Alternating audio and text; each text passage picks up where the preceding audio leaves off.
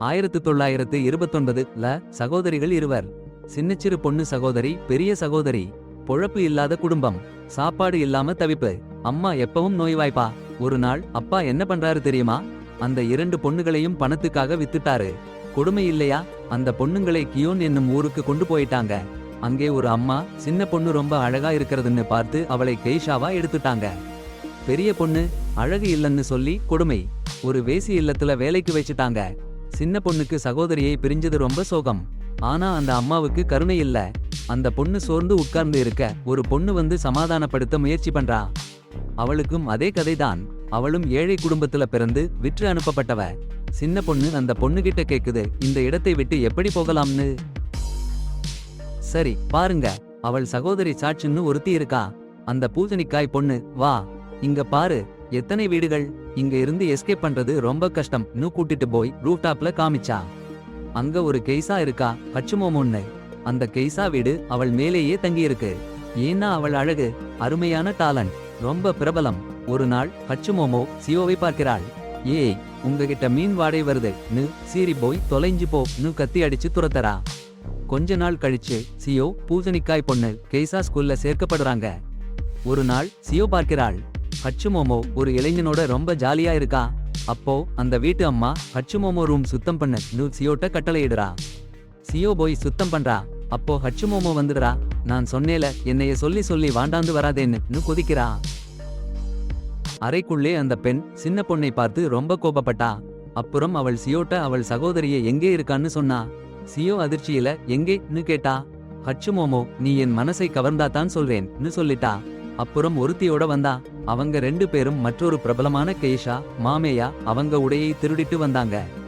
ஹச்சுமோமோ மாமேகாவை பொறாமைப்பட்டு சியோவை அந்த உடையை கெடுக்க வைச்சா. அப்புறம் அந்த உடையை மாமேகா கிட்ட கொண்டு போக சொன்னா. அம்மாவுக்கு இது தெரிஞ்சிச்சு. ரொம்ப கடுமையா சியோவை தண்டிச்சா. அம்மாவுக்கு சியோ பலவந்தமா செய்தாங்கன்னு தெரியல. ஹச்சுமோமோ சிரிச்சுக்கிட்டே சாட்ஸ் இருக்கிற இடத்தை சொன்னா. அடுத்த இரவு ஹச்சுமோமோ யாரையோ சந்திக்க போனா. சியோ அவளோட சேர்ந்து போனா. ஹச்சுமோமோ உள்ளே போனதும் சியோ சத்சு இருக்க இடத்துக்கு ஓட ஒரு வாய்ப்பு. அங்க போய் சத்சுவை பார்த்தா அந்த 2 சகோதரிகளும் கட்டி அணைஞ்சுக்கிட்டாங்க. ரொம்ப பாசமா. ஆனா பணம் இல்லாம எஸ்கேப் பண்ண முடியல. அப்ப சத்சு சொல்றா, நான் கொஞ்சம் பணம் திருடிட்டு நாளைக்கு இந்த இடத்துல சந்திக்கிறேன்னு. மனசுக்குள்ள சந்தேகம் இருந்தாலும் சியோ கெய்சா வீட்டுக்கு போறா. போற வழியில அந்த ஆம்பளைய ஹச்சுமோமோ கூட பாக்குறா. கைப்பிடிச்சுக்கிட்டு இருந்தது சும்மா இல்ல, இப்போ அதிகமா நெருக்கமா இருக்காங்க. அந்த நேரத்துல அம்மா வந்துட்டாங்க.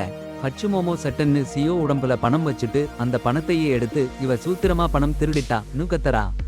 தேனி பார்த்த மாதிரி அம்மா சியோவை அடிக்க ஆரம்பிச்சாங்க. ஆனா சியோ சும்மா இருக்கல. ஹச்சுமோமோ அந்த ஆம்பளை கூட என்ன பண்றாங்கன்னு தெரியுமான்னு சொல்லிட்டா. அம்மா ஹச்சுமோமோவை அரைஞ்சு அந்த ஆம்பளைய சந்திக்கவே கூடாதுன்னு சொல்லிட்டாங்க. அடுத்த நாள் சியோ ரூஃப்ல அவள் தங்கச்சியிடம் ஓட முயற்சி பண்றா. ஆனா முடியல, பூமிக்குள்ளே விழுந்துட்டா. அம்மாவுக்கு தெரிஞ்சிடுச்சு சின்ன புண் பட்டிருக்குன்னு.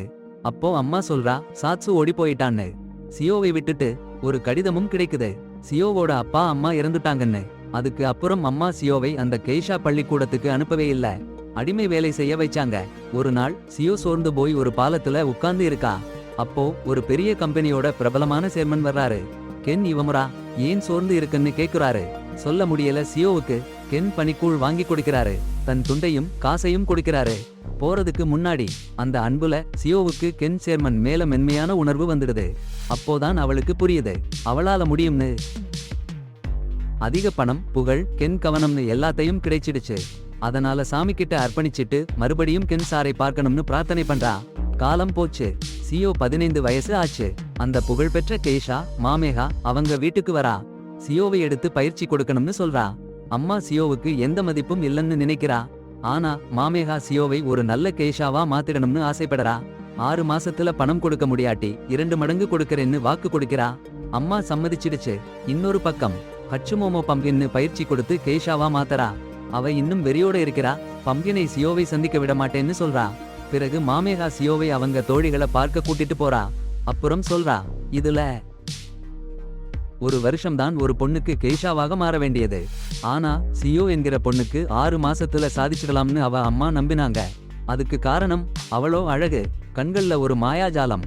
அந்த அழகுக்குள்ள சியோவ கெய்ஷாவா மாத்த அம்மா எல்லாத்தையும் கத்து கொடுத்தாங்க. உட்கார்ற விதம், நடக்கிற விதம், நடனம், இசைக்கருவிகள் வாசிக்கிறது, மேக்கப் எல்லாமே. ஒரு பார்வையாலே ஆண்களை மயக்குறது கூட கத்துக் கொடுத்தாங்க. சியோவுக்கு டெசர்னு பெயர் வைச்சாங்க. நிறைய மாசங்கள் பயிற்சி. சியோ ரெடி. முதல் நிகழ்ச்சி. அம்மா சியோவ நகரத்துல உள்ள பெரிய பெரிய ஆளுகளுக்கு முன்னாடி அறிமுகப்படுத்தினாங்க. சியோ அற்புதமா நிகழ்ச்சி கொடுத்தாங்க. எல்லாரும் அதிர்ந்து போயிட்டாங்க. ஆனா ஹச்சுமோமோவும் பம்பினும் அங்கேயே இருந்தாங்க. ஹச்சுமோமோ எப்பவும் சீனியோட சொந்தக்காரி. சியோ சொந்தக்காரியை விட பெரியவளா ஆயிடுவான்னு பயந்து போய் சகுந்தலா அடுத்த நாள் அவளை நாசமாக்க போறேன்னு மிரட்டினாங்க. அப்புறம் மம்மையா சும்மா ஒரு சும்மோ போட்டிக்கு சகுந்தலாவை கூட்டிட்டு போனாங்க. அங்கே இருந்தாங்க பெரிய ஆளு கென் சார்லாம், அவரோட நண்பன் நோபுவும். கென் சார் சகுந்தலாவை பார்த்துட்டு கண்டுக்கலன்னாச்சு. ஆனா நோபுக்கு ரொம்ப பிடிச்சிருந்துச்சு. மறுபடியும் கூட்டிட்டு வாங்கன்னு மம்மையாட்ட சொன்னாரு. அடுத்த நாள் கென் சாரையும் நோபுவையும் சந்திக்கணும்னு இருந்தாங்க. ஆனா அதுக்கு முன்னாடி மம்மையா சகுந்தலாவை டாக்டர் கிராப் கிட்ட கூட்டிட்டு போனாங்க. போறதுக்கு முன்னாடி சகுந்தலா காலையில ஒரு கட் பண்ணினாங்க. அழகுல கிறங்க வச்சு அவங்க வாடிக்கையாளரா மாத்தி காசு வாங்கணும்னு நினைச்சு. அப்புறம்தான் கென் சாரையும் நோபுவையும் சந்திச்சாங்க. அங்கே ஹச்சுமுமுவும் இருந்தாங்க. அவங்க தான் கடுப்பு பூச்சி இல்லையா? சகுந்தலா அறைக்கு இரவு நேரத்துல ஆம்பளைங்க வருவாங்கன்னு போய் பேச்சை பரப்ப ஆரம்பிச்சாங்க. அது கேட்டதும் டாக்டர் கிராப் சகுந்தலா மேல இருந்த அபிப்பிராயத்தை மாத்திட்டாரு. சகுந்தலா பெயரை தூக்கி பிடிக்கணும்னு மம்மையா ஒரு நடன நிகழ்ச்சி ஏற்பாடு பண்ணினாங்க. சகுந்தலா அற்புதமா ஆடினாங்க. எல்லாருக்கும் ரொம்ப பிடிச்சிருந்துச்சு. சரி, சயூரி அசத்திட்டாங்க. ரொம்ப சுறுசுறுப்பா ஹச்சுமோமோ பரப்பின பொய் செய்திகளை சரி பண்ணிட்டாங்க. அதை கேட்ட டாக்டர் கிராப்ஸ் மறுபடியும் சயூரிய சரியா பார்க்க ஆரம்பிச்சிட்டாரு. அட பாவி. அப்புறம் மாமேயாவுடைய ஒரு பெரிய பிசினஸ்மேன், ஒரு கஸ்டமர் பாரன் என்பவர் கூட பாட்டிக்கு வந்திருந்தாரு. அவரும் சயூரிய பார்த்து அப்படியே பிடிச்சு போயிட்டாரு. அடுத்த நாள் அவரோட பாட்டியில சயூரிய அழைச்சிட்டாரு. அங்கே போன சயூரிக்கு ஒரு அழகான உடை கொடுத்தாரு. அந்த உடைய போட்டு முடிச்சதும் சயூரிய உடைய கழட்ட ஆரம்பிச்சுட்டாரு. ஆனா எதுவும் பண்ணல. இந்த விஷயம் கெய்சா வீட்டுல பரவிடுச்சு. சயூரி மேல யாரும் பணம் வைக்க மாட்டாங்கன்னு எல்லாரும் நினைச்சாங்க. ஏன்னா யாருக்கும் பழைய சாமான்கள் வேணாதில்ல. ஆனா இல்ல, சயூரி வரலாறு படைச்சுட்டாங்க. டாக்டர் கிராப்ஸ் 15,000 yen வச்சுட்டாரு. இதை கேட்ட அம்மா சயூரியை திருப்பி வாங்கிட்டு போய் பம்பினை வெளியே போட்டுட்டாங்க. பம்கின் ரொம்ப சீக்கிரமா போயிட்டா. ஹச்சுமோமோவையும் அம்மா வெளியே போட்டுட்டாங்க. பின்னால் தான் தெரியுது அதிக பணம் கொடுத்தது பேரான் தான், டாக்டர் கிராப் இல்ல. ஆனா மமேயா சயூரிய பேரான் கிட்ட போக விடல. ஏன்னா அவளுக்கே பேரான் மேல காதல். ஒரு நாள் சயூரி டாக்டர் கிராப் வீட்டிலிருந்து கெய்ஷா வீட்டுக்கு திரும்பும்போது அச்சுமோமோ ஒரு அறையில காத்திருந்தா. அந்த சேர்மனோட சீலை கைக்குட்டையை அவள் கையில பிடிச்சிருந்தா. அது சேர்மன் நினைவா வச்சிருந்தது. சயூரி அதை வாங்க முயற்சி பண்ணும்போது அச்சுமோமோ அதை எரிச்சுட்டா. அந்த அறை முழுசும் தீப்பிடிச்சு போச்சு. அன்னைக்கு தீயை அணைச்சாங்க. ஆனா அடுத்த நாள் 2ஆம் உலகப் போர் ஜப்பானில் அறிவிக்கப்பட்டது. எல்லாரும் நகரங்களை விட்டு போகணும்னு சொன்னாங்க. சேர்மன் கென் மமேயாவை பாதுகாப்பான இடத்துக்கு அனுப்பினாரு. ஆனா சயூரியை மலைப்பகுதிக்கு அனுப்பிட்டாரு. அங்கே ஒரு முதியவருடன் கிமோனோ உடை தயாரிக்கணும்னு சொன்னாரு. அப்படித்தான் அவ பாதுகாப்பா இருப்பா. அவனும் நோபுவும் ஜப்பானில் தொழிற்சாலைகள் வச்சிருந்ததால போக முடியல. ஓர் வருடம் கடந்து போச்சு. சேர்மன் கென் விஷயமா எந்த செய்தியும் இல்ல.